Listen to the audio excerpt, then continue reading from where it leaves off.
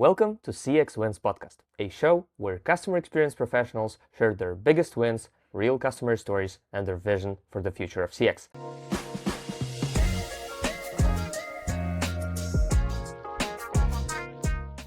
Let's welcome our today's guest, Darlene Miranda. Darlene, can you please tell us a little bit more about yourself? Yeah, absolutely. I'm a customer obsessed leader who spent several years building teams and products that are really at the intersection of technology, trust, and human impact. What really motivates me is solving these messy human problems, especially when the outcome generally changes how people experience their work or their pay. I believe great CX happens when strategy and empathy are treated equally. I have a lot of energy for life, as anyone who knows me will tell you. And I love building community wherever I go. That could be at work or in one of my running or triathlon clubs. I guarantee you I'm not the fastest person, probably the slowest, but I am the biggest cheerleader.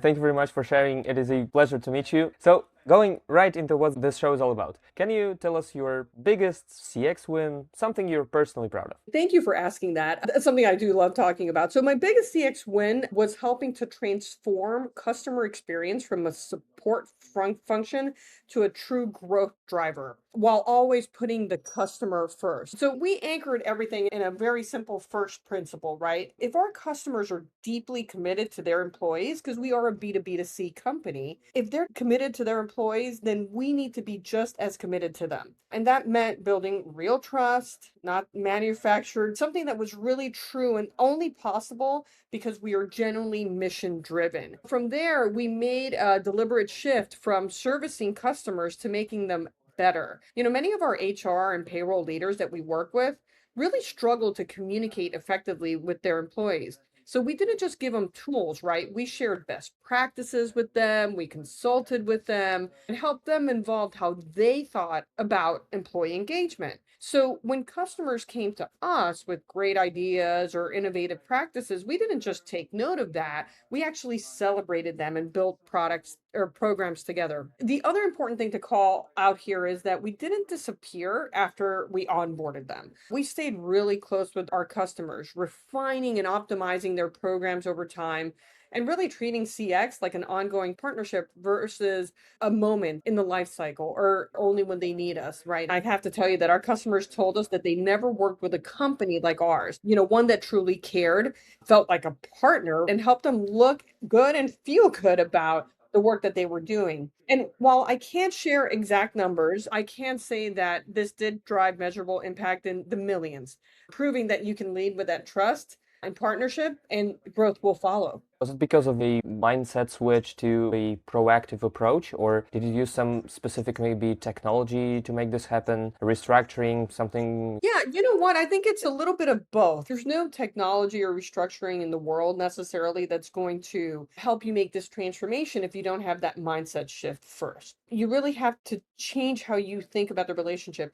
And then you can leverage the tools, the capabilities, and everything that you have to help your teams kind of transform. Until you thought of your role and you internalize your role as kind of like this growth partner with them, it wouldn't matter. Definitely. Thank you for sharing. Moving to the next question. Can you share with us a memorable customer story? When you spend a lot of time with clients, you're gonna have a lot of these moments that come up. But one type of experience that always has stayed with me is when we shared real employee quotes and user feedback directly with the employers.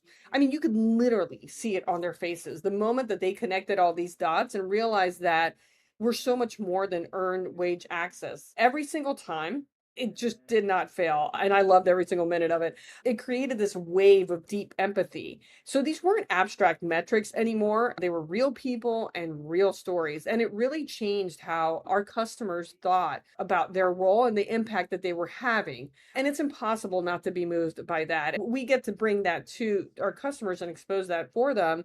It gave different meaning to their jobs. But another moment that I do want to share, and I'll never, ever, ever forget this, is a client who's part of our customer advisory board.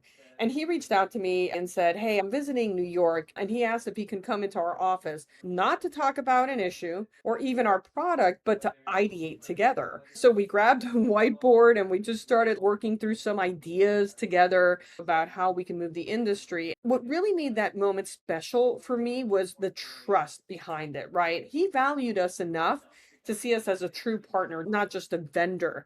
And that level of relationship is rare. And it's something I think about often when I talk about what great customer experience really looks like. Actually, in our first episode, Christine mentioned CAPS as the go-to tool to listen to your customers and maybe create a better experience for your customers. So this is amazing.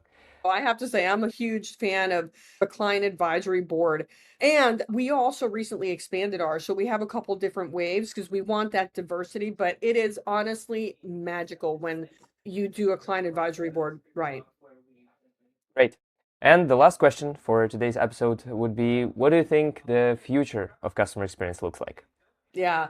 Great question. I hope my prediction is right, but I see the signs, right? So I actually see something pretty incredible and exciting happening in customer experience, and I'm here for it. Technology, especially data and insights, is really allowing companies to get closer to their customers than ever before. I kind of feel like for a long time, CS or CX has been largely reactive, right?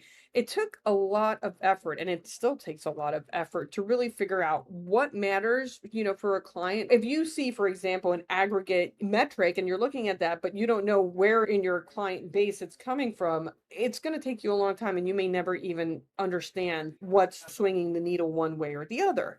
But that's changing and it's changing fast, right? Faster than I've ever seen. So in the next 5 years, I think that CX is going to become way more proactive, personalized, and definitely intelligence driven. But also, a lot of folks think that that means less human. And on the contrary, I actually think it means it's more human. So you're going to get tools like generative AI.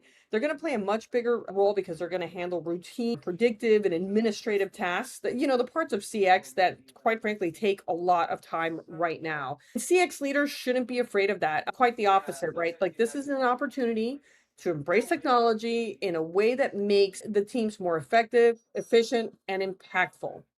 The key here is really going to be to stay grounded in those first principles that I kind of alluded to earlier of customer centricity. When AI is taking care of the mechanics, right? Like your CX teams are really freed up to focus on what matters, and that's that complex problem solving, relationship building, trust, etc. So ultimately, the companies that will win are really the ones that are going to treat CX as a growth engine, not a cost center, where this mix of data, empathy, and speed are going to work together to create experiences that customers don't just remember, but genuinely advocate for. Great, looking forward to it.